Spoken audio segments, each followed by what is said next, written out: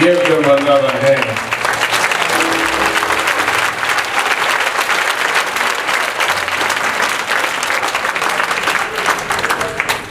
First, giving honor to God, to pastor this church, and to Pettis and all of the clergy, Peyton, for allowing us to be here tonight, and certainly to Reverend Carlton Lynch.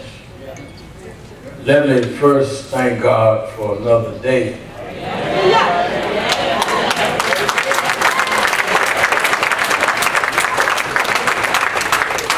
Too often we get up in the morning like God owed us another day. Or like we did something to earn another day. But I don't care how saved you are. I don't care how holy you look to us. All of us have done enough wrong that if God just checked the record,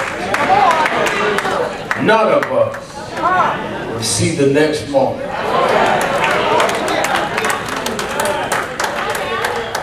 So every day is a gift from God. That's why a lot of folks jump up checking the weather. I rarely check the weather, because every day is a good day to me. Could be a good hot day, good cold day, good rainy day, good dry day, good cloudy day, good clear day. Don't matter to me. Every day above ground is a good day. Because every day I get up, I realize that somehow while I slept, a divine decision was made to look beyond my faults and supply my needs. So I try to show God every day that I'm grateful that He gave me what He didn't owe me, but He gave it to me anyhow. Then I'm happy to be here tonight with you in Fort Wayne. When office said a few months ago they want you to come to Fort Wayne for a birthday and trying to put together whatever business and all, I said, well, y'all handle all that. I do about 3-4 cities a week. But then when they gave me the bio after they took care of everything, and I saw the picture of Carlton Lynch, I said, wait a minute, I saw him in Ferguson and in Charleston. And this is not just another birthday, this is a young man who has answered the call of activism and the call of hearing the cry of people that a lot of our highfalutin folk don't have time for.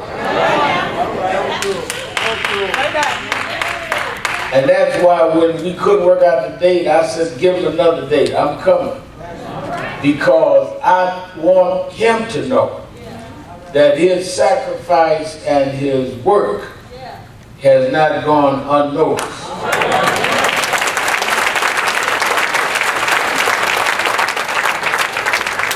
I never go into a case or into a situation unless the victim's call.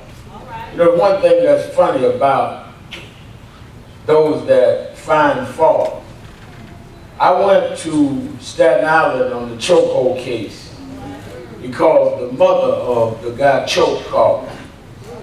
I went to Ferguson because the mother and father, Michael Brown, called, but nobody knew about it. I went to Trayvon Martin, the same thing. I went to help bring attention. People talk about I go and get publicity. That's exactly what they call me to do, bring publicity. Don't nobody call you to keep their issue quiet. Don't no victim call you and say, can you keep a secret? They call me because they want the nation to know about it. And it is part of my job to raise the issue and to bring the focus on, and to keep the flack off the family. Let the flack come on me, because I was anointed and appointed to do what I'm doing. And as long as I do it, God will make a way. And he has that same yearning and that same spirit. When I got in here this afternoon, and they talk about some people are against you coming. I said, well, that's all right. That shows a successful coming. They said, well, some of them talk about having a rally. I said, are they having a rally about the shooting that happened this afternoon? Are they having a rally about the shootings that's been going on every few days in Fort Wayne? There's something sick if you can have a rally about a preacher coming to a church, but you can't have a rally about murders in your street.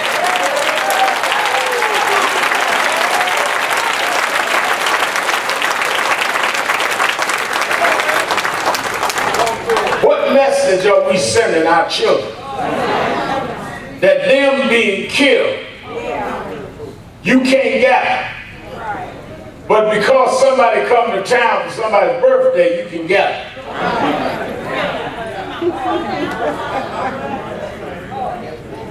This young man that introduced to me tonight, that is standing up going to law school, he does not need to be lectured on what he can't be. Come on, man. He needs to be encouraged to go ahead and be whatever he can be.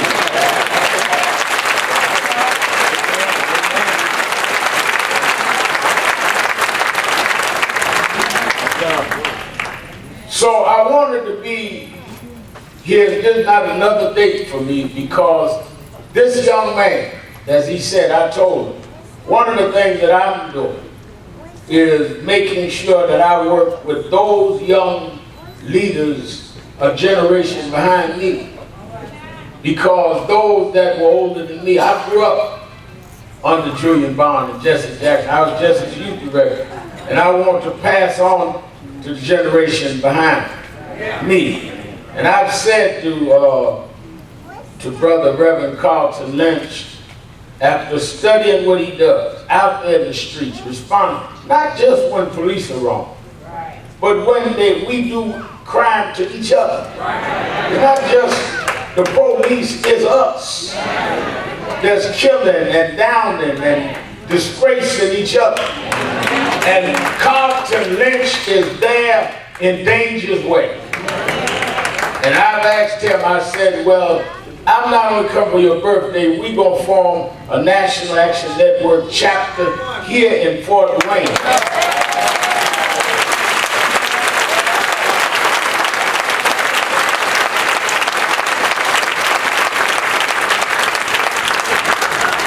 So we're announcing tonight that we're making permanent organizational ties here in Fort Wayne. And I've asked to head the chapter, to be the president of the chapter, the Reverend Carlton Lynch.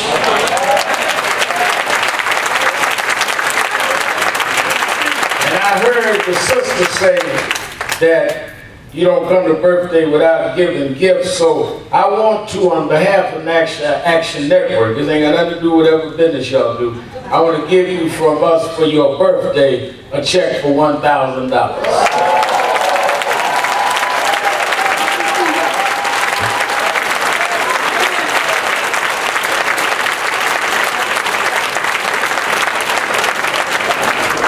It's not, you're not going to get a lot of support out here when you do God's work. If you stand up or sit high and look low, everybody on your side. But if you walk the streets and care for people that nobody else care about, and speak for people that no one else speaks for, and show love for people that others think are beneath them. Some of y'all are so saved that you look down on others. You're so heavenly bound, you're now earthly good. God didn't save you to go to heaven. He saved you to do some work here to earn going to heaven. get in church singing "If I Can Help Somebody," and then get in your car and ride by homeless people and ride by people that need help. You can help a lot of somebodies if you stop and help them. And Carlton Lynch helps them, and that's why I'm in town. And if you mess with them, I'm gonna keep coming back to town.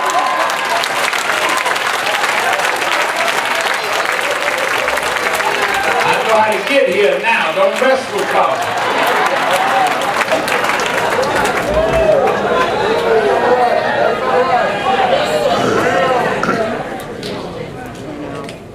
I want you to turn tonight to the book of St. John, 13th chapter, beginning at the first verse. It reads, "Now before the feast of the Passover, when Jesus knew his hour was come, that he should depart out of this world unto the Father, having loved his own which were in the world, he loved them unto the end. And supper being ended, the devil having now put into the heart of Judas, Simon's son, to betray him, Jesus, knowing that the Father had given all things into his hands, and that he was come from God and went to God, he riseth from supper, and laid aside his garments, and took a towel, and girded himself. After that he poureth water in a basin, and began to wash his disciples' feet, and to wipe them with the towel wherewith he was girded. Then cometh he to Simon Peter. And Peter said, Lord, dost thou wash my feet? Jesus answered and said unto him, What I do not know, not now, but thou shalt know hereafter. Peter said unto him, Thou shalt never wash my feet. Jesus answered him, If I wash thee not, thou hast no part with me. May God add a blessing to the reading of the word. Want to use for a thought on Carlton's birthday. This I know. This I know. Saturday night, I was in Washington at the Congressional Black Caucus dinner. President Obama spoke and talked about the mass incarceration in this country. How we have so many people in jail. Many because they couldn't afford a defense. Many of you have members of your family that are in jail only because they couldn't have the proper defense. Now, I'm not saying everybody in jail is innocent, but I'm saying many people are in jail because the system did not work fairly. When something goes against us, they say, well, can we win the case? But when there's someone poor in one of us, they take anything and prosecute and incarcerate. The president talked about that. On Friday, he had some of us to the White House as he showed us this screening of a movie that showed his visiting a jail. First president to do so.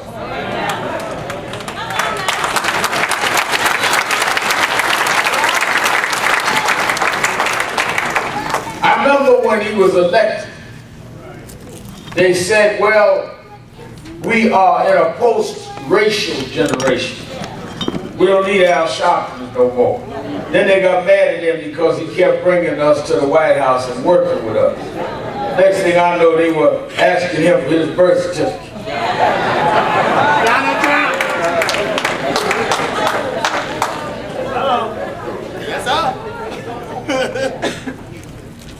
When Obama went in office, we're losing 800,000 jobs. Since he's been in there every month, he's increased jobs. Yeah, they act like he hurt the country when he brought it back from the brink of disaster.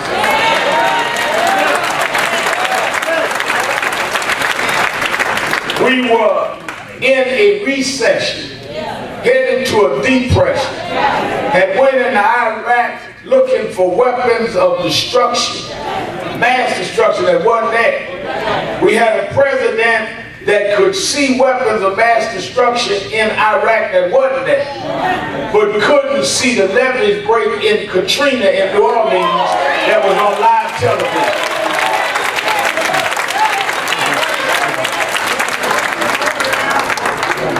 So here he did all of this, dealing with reforming policing, dealing with trying to deal with the criminal justice system, dealing with the economy. And here we are now, on the brink of a new election. Whoever wins will be the first one to succeed, the first black president. And what the games they want to play. They want to now tell you you need special ID to vote. Government photo. Well, we always had ID to vote. Why we need government photo now? Well, right now we need ID. We always had ID. Same ID we used for Nixon and Reagan and Bush and Bush. Now we get to Obama, we need some new ID.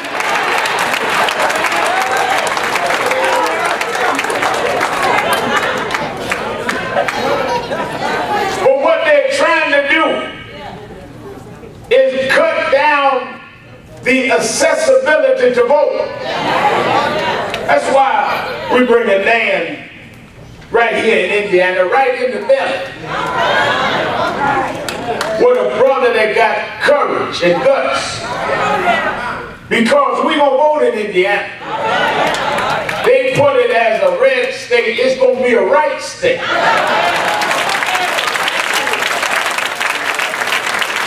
Because whoever is the next president must continue to fight for jobs and fight for fairness between police and community and fight against these crimes. When you ride through Fort Wayne and the only thing you see on the black side of town is gas stations, and you act like I'm coming to town to start trouble, I'm coming to town to stop trouble.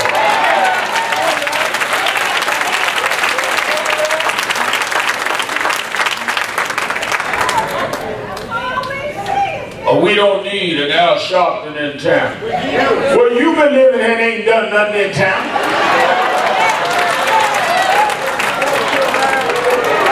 Young folk ain't got no jobs. Schools ain't functioning. Businesses ain't open up in here. Well, I live here. You ought not tell nobody. There ain't no sign you live here.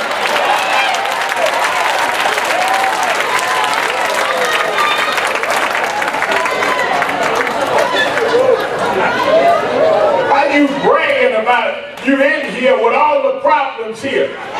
People wouldn't be calling for folk like me from the outside if you were doing something on the inside. So why don't you, since you flunked, shut up and let somebody come and do what you ain't been able to do?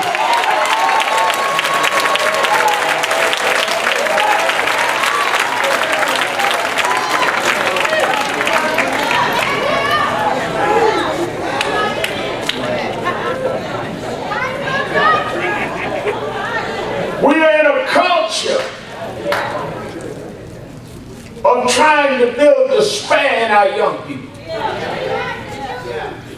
And this culture of decadence. This culture of them feeling there is no answer for them. And only those that have been down can understand how to talk to folk down. One of the reasons I can talk to folk in the gutter, because I come out the gutter. And some of y'all too cute and too clean and too polished. But when you've been through it, you know what to talk about.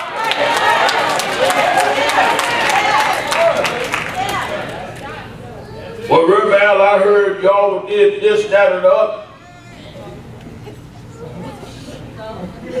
I heard this, I heard that. I don't care what you heard. I heard we got problems. And the only thing gonna solve the problems is if we come together and solve them ourselves. And it's not about black or white. It's about right and wrong.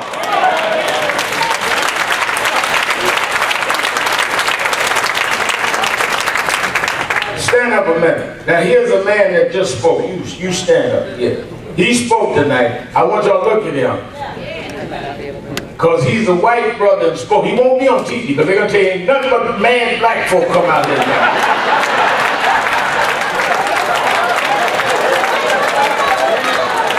So y'all get a good look at him because y'all ain't going to see him on the news.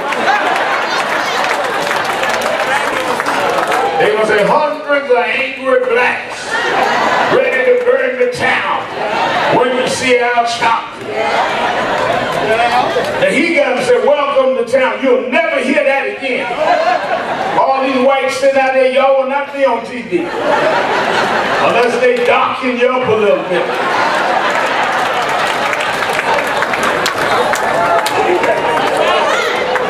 But I love you. I'm glad you came, but they ain't going to show you.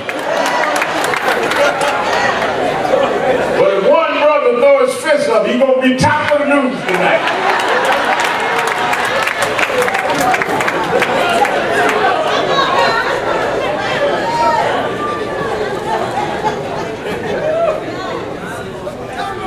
Donald Trump tells off Mexicans, women, call people names and all of that. But he's leading the Republican race. I go in to help families bury their dead children. And I'm divisive. Man chokes a man to death. Man says 11 times I can't breathe. And you hold him till he dies. And you don't question why he choked him. You question why I came when his mama called. Something sick about that.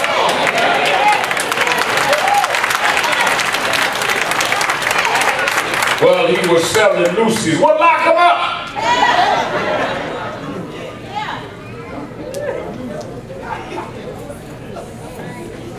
We must stand together and save this country. And we don't, I've never advocated, never supported, he would tell you we fought in Ferguson against any violence. You don't need to join the violence, we need to stop the violence. But they are going to distort you. You know that going in. The other part of it, and I'm going to get to my text, because I don't want them to say I didn't preach and I didn't want to preach. Y'all won't go nowhere.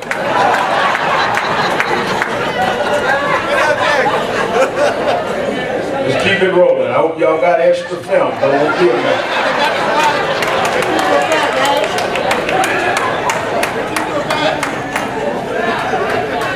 We got to deal with the decadence we embrace in our own community. We've got to tell these young people, this young brother that introduced me and introduced his colleague. One thing I see, I've been out a while, so I watched things. He didn't get up ego tripping. He said, and let me introduce those with me.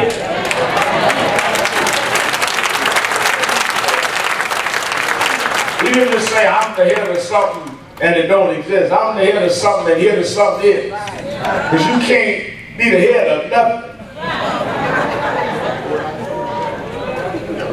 And they always clapping with him and he went back and embraced them, they embraced him.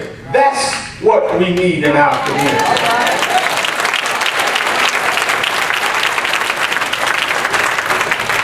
And they need to know that it is not hopeless. But we're raising a generation that's being told that it don't matter what you do, you can't make it. And we were not raised like that. My mother raised me by herself. Father left when I was 9. But I didn't know I was underprivileged until I got to college. I went to sociology class, lunch, and the professor said, we're going to study the underprivileged. I said, all right with me. He said, well, we're going to study people that come out of single parent homes. on welfare, use food stamps, live in housing projects. I said, he talking about me? Because my mother didn't raise me as to what I wouldn't be. She raised me out of what I was expected to be. And we've got to quit telling these kids that they ain't nothing and your daddy wasn't nothing. I don't care what circumstance you're in. You didn't choose that circumstance, but you can choose to rise above that circumstance.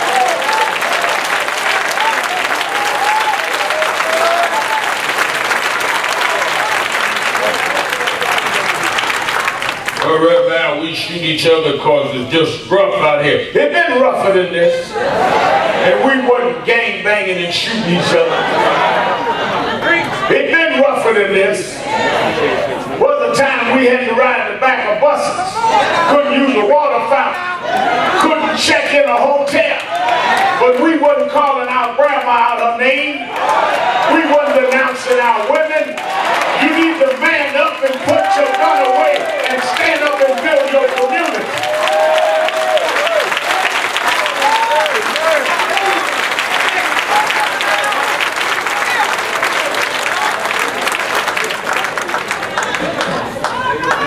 I remember a few years ago, me and some of my friends in the hip-hop community got into it because I said we need to quit calling women out the name. And we need to quit calling each other the N-word. We done all done it, but we need to stop it. Oh, they got mad at me. Very bad. We say what we want. I said, yeah, but we need to uplift our people, not beat them down. And I remember one night we got on TV and we got debating it. Me and one of the rappers had a debate, BT. He had a nigga fit him, nigga. And I kept saying, brother, we shouldn't use the language, no. Nigga. I say what I want. I said, I'm appealing to you. Uplift. When I was growing up, James Brown had a singing, said loud, I'm black and I'm proud. Aretha was singing respect. If we put that in us, we will emanate that. Ah, nigga. So after an hour, he and I couldn't agree. He went his way, I went mine. About 3-4 days later, I was somewhere on the road, picked up the newspaper. He had been arrested for some altercation he got. I read the article, kept going. When I landed where I was going, they called me from the office and said he was on the phone, wanted to talk to me. So I said, well, connect him to my cell phone. They connected him. I said, how you doing? Man, I ain't doing too good. I said, yeah, I was reading something about you in the paper before I got on the plane. Yeah, man, I got busted. I said, yeah, man, they got me. I said, wow. He said, I need your help. I said, you need my help? Yeah. I said, well, what do you need me to do? Man, they violated my civil rights. I told them, niggas ain't got no civil rights.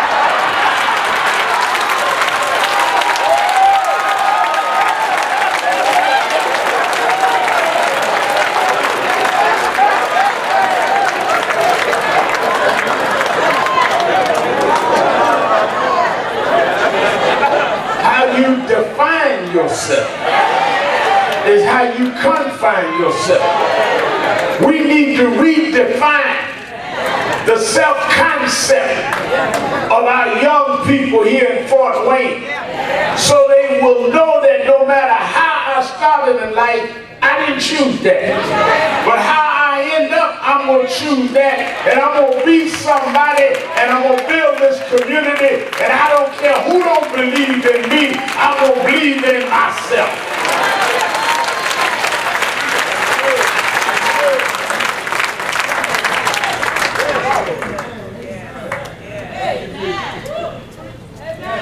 That's why I bring it to my text. That's why those of us in the church, we need to quit quoting the Bible and read it.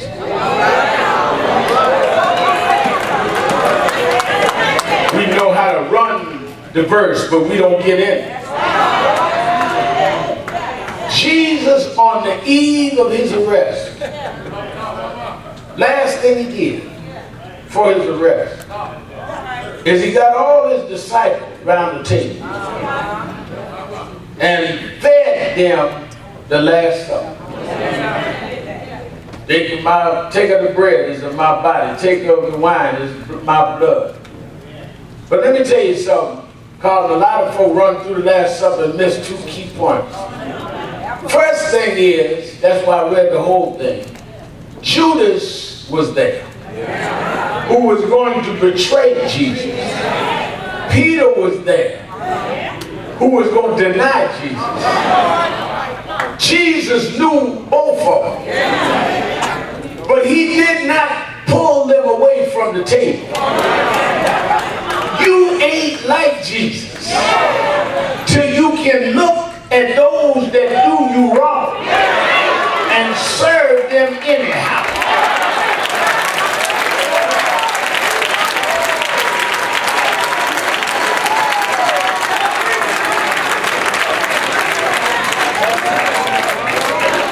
Not only did he serve them, but the Bible says, go to the text, that he got up after the meal, took off his garments, took off all of what we see. That was wrong. Why some of y'all can't be effective like Carlton Lynch.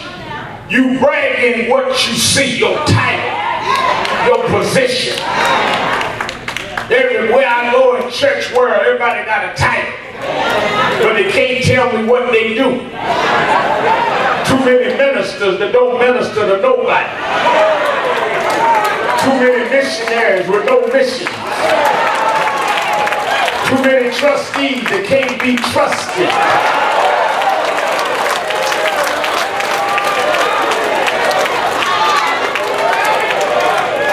God ain't gonna judge you by your title. He's gonna judge you by what you do. Let your work speak for you. If you do the work, you don't need no title.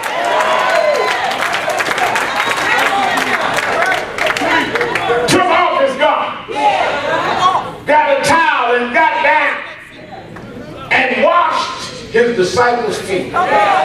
Peter said, why are you doing that? Because I want you to do what I do. Last thing I want y'all to remember about me is that I served y'all.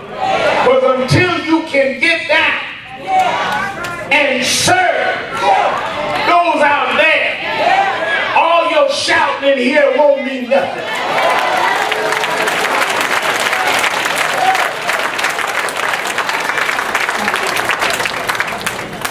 First thing he showed them is serve. Humble yourself. And he even washed the feet of his traitors. Or they gonna backstab you, Carlton. They gonna talk about you, Carlton. They gonna dig up stuff. If they can't find nothing, they'll make it up. But you gotta be like Jesus. Serve them anyhow. Because you ain't working for their acclamation. You're working for your own soul salvation.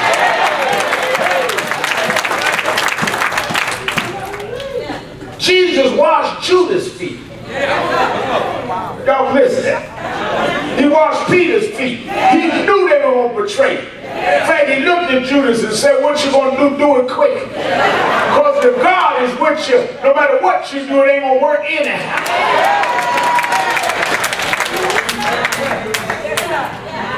Second thing you missed.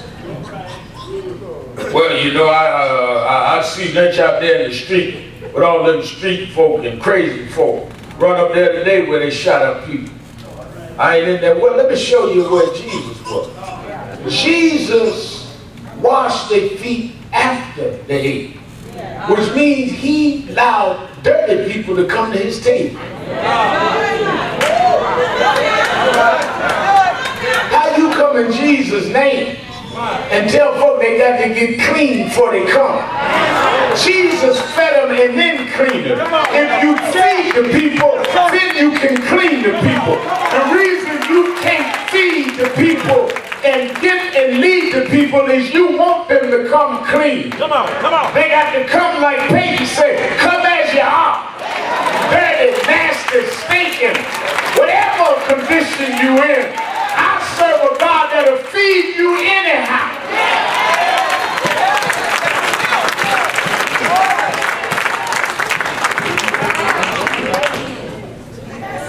Jesus said, I come to save the lost. You scared of the lost.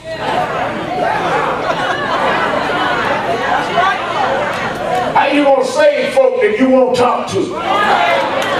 How you going to help folk that you don't spend time with? You know, I fly a lot. I'll be out here 6 in the morning. Going to next town. Brother Chris traveled with me. Tell you the only time he had a problem with me getting on the plane is when they tell me it's a pilot's first trip.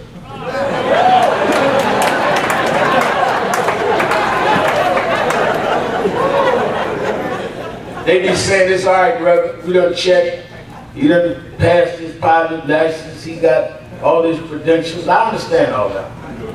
But there's something about the thought that we go up and hit some clouds and he in charge of the radar for the first time. I don't want to be up there the first time he figured that out by himself. Or we hit some turbulence he ain't used to. I don't want to be up there with that. What am I saying? A lot of y'all, I go to towns and people run out. You should work with me. I got a clean background. I ain't never made a mistake. Everybody like me. I'm pristine and clean. But don't hang out with me. Because if you that clean and you hang out with me, we liable to go through something. And if you ain't never been through nothing, I don't know if you can get through nothing. I like to hang out with folks that been knocked down and talked about and scandalized and dragged through the mud, and somehow God picked them up and cleaned them off and made a way for them anyhow. If you ain't never been through nothing, you just here guessing what God can do. But if you've been through the fire, if you've been through the flood, if you made it when no one thought you'd make it, if you dropped the bad habits and came back anyhow, you can thank them because you know them for yourself.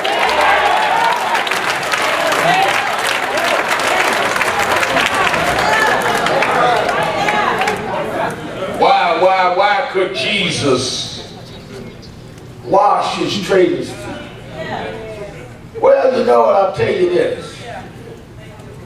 You keep reading, they crucified him on Friday. And you know it's a traditional custom that we have 7 last words on Good Friday. And I grew up a boy preacher, as he said. I started preaching when I was a little boy. And every Good Friday I have 7 last words. As I got older, I would do 7 last words. I'd have 1 word I preach. But you know, when I was growing up, you wasn't supposed to question nothing. But there was always 1 word that bothered me. When Jesus looked down from the cross and said to his mother, behold thy son. The Bible said, then he said, behold thy mother. And a disciple took her and soon left. That's what the book said. Always bothered me. So when I got a little older and a little bolder, I decided that I was going to sit down and send a cosmic email to Mary, just to get it off my chest. I know it wasn't going nowhere, but I wanted to feel better about it. So I wrote this cosmic email, dear Mary, I'm real bound, and all these years I've held this in me. I couldn't understand how you are there at the crucifixion, there at your son's demise. He's been convicted of no crime, tried with no lawyer, humiliated, crowned with thorns, pierced in the side, spit in the face. How could you leave? Why weren't you wailing and crying? Maybe it's the activists in you. Why weren't you protesting? I mean, how could you just leave? And I signed my name, Reverend Allen. I felt like that.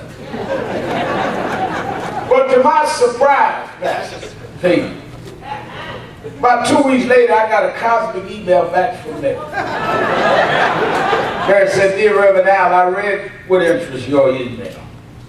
And though I usually don't respond to critics, I figured I would explain to you enlightened people what happened that morning.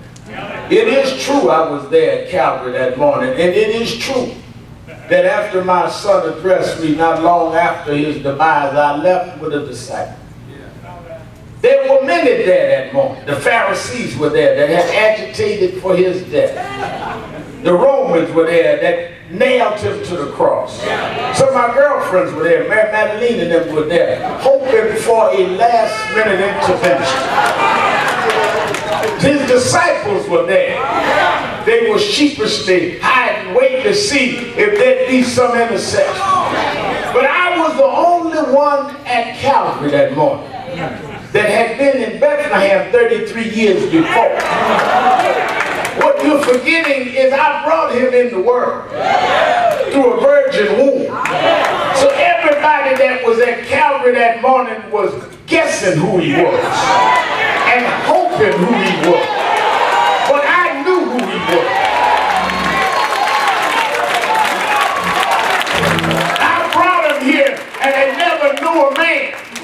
So to answer your question, Al, the reason I could leave the crucifixion is I had to get my outfit ready for the resurrection. When you know what you know, what you know. I'm not talking about hoping God will make a way up, guessing that He'll make a way. When you know what you know, it don't matter what they do, the world can't do you no harm. If God be for you, if God be for you, if God be for you, it's more than the whole world against you. I remember, I'm gone. I remember when I started getting on in New York, they called me from New York Times and said, "Reverend Al, we want to do a profile on you." I said, "Well, what is that?" They said, "Well, we want have a reporter travel with you a week or so and just write down what you do, what makes you you." I said, "All right." They met me that Monday and he went all week, run around the rallies and meetings and strategy sessions and radio shows. Got to my Saturday rally every Saturday week. Been doing rallies every week for years. Got there and I had staff meeting. Staff said to me, he said, "Now you know, Reverend, he can't go to church with you tomorrow." I said, "Why you say that?" He said, "Well, he won't understand our kind of church." I thought about it. I said, "Yeah, but he can't write my story unless he go to church with me." So I rode around with him, the driver and I waited till late that night. We get ready to drop off. I said, "You know, in the morning I'm going to church. I'm going to take you to church with me." And he stopped and looked at me. So I'm glad you said that, because I've always been intrigued by the black church. Maybe you can explain some of it to me. I said, "All right." We picked him up, we got to the church, and we stood out in the vestibule. I was headed to the pulpit. He said, "Before you go in, explain something to me." I said, "What?" He said, "Look down on the right-hand side. There's a lady about 3 rows back, and she keeps doing this with her hand." Well, what does that mean? I said, "Well, that lady's name is Sister Jones, and Sister Jones about 5 years ago was diagnosed with cancer. They told her she only had about 6 months to live." And I was there at prayer meeting that Friday when she came and got down on the altar. And she called on God. She said, "God, you a doctor that never lost a patient. There's more medicine in the hem of your garment than any pharmacy in town. If it be your will, I want you to heal my body." That was 5 years ago. And every time she thinks about how God made a way for her, she just waves her hands. He said, well, wait a minute, there's a man in the choir. He keeps patting his hands. What's that all about? I said, well, that's Brother Johnson. He had a fire and lost everything he had. But he believed that God would make a way. And God gave him everything back. And every time he thinks about how it seemed like it was all over, and God brought him back, he just claps his hands. I said, I got to go now. He had to toward the pulpit, but he stopped me one last time. He said, I got to ask you one more. He said, there's a lady on the other side of the church. She's about 6 rows back. And every once in a while she jumps up out of her seat and leans to the side. It looks like she's gonna fall over, but she won't go over. But she can't stand straight, and she keeps jumping up and down. What's that all about? I said, well, that lady's story is her and her husband built a nice business. They bought property all over town. They bought them a nice house in the suburbs. Bought a new Cadillac every Christmas. Had a little girl and then a little boy. But one day, one morning, she woke up and her husband walked out. He went with her oldest child from another marriage, had a baby with her, and left her and her little boy and little girl in the house. She held on as long as she could, but she couldn't pay the bills. They cut her lights off. Her children had to do homework by candlelight. They come and took her Cadillac. They come and cut the gas off. She finally lost the house. She had to move back into the hood. And she walked to the train every morning, holding a little girl and little boy's hand, saying, don't worry, somehow, some way, the Lord will make a way out of no way. I don't care how hard it looks, He'll make a way. He'll make a way. He'll make a way. Yes, He will. Yes, He will. And she went on and did all she could. She scrubbed floors as a domestic worker, but she lived to see that little boy and little girl grow up and be somebody. And every time she thinks about how God made a way, she jumps up out of her seat, leans to the side, and starts jumping up and down. I turned around to leave, but I turned back and I said, wait a minute. The reason I know her story is I'm her little boy. He walks with me. He walks with me. He talks with me. He tells me that I'm his own. He been food when I was hungry. He been water when I was thirsty. He's my rock, my sword and shield. I will, I will, I will. In the middle of the wheel, He's the lily of the valley, the bright and morning star. He woke me up this morning, started me on the way. Yes, yes, yes, yes. In my life, I've had to cry sometimes. In my life, I walked alone sometimes. I've been lied on, cheated, talked about. I've been mistreated. I've been up. I've been down. I've been leveled to the ground. I've been stabbed. I've been prosecuted. But through it all, through it all, through it all,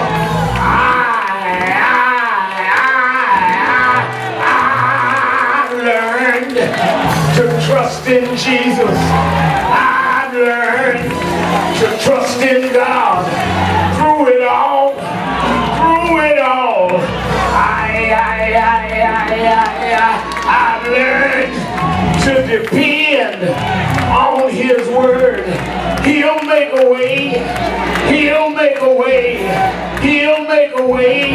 Yes, He will. Yes, He will. Yes. Yes. Yes. Yes. When I came in the building, I heard them singing. I heard the choir sing. I heard the recording sing. I heard Carlton tune up. But God didn't give me that gift. I wish I could sing like that. But God didn't give me that gift. I heard the group singing. I heard homeboy go to a high octave. But God didn't give me your gift. But sometimes, Lynch, in the midnight hour, after my cell phone stops ringing, after the doorbell quiets down, I go out in my living room all by myself and I sing my song. I can't sing for no birthday celebration. I can't sing with your local group, but I sing because I'm happy. I sing because I'm free. His eyes, his eyes, his eyes is on the sparrow. I know he watches me. Yes,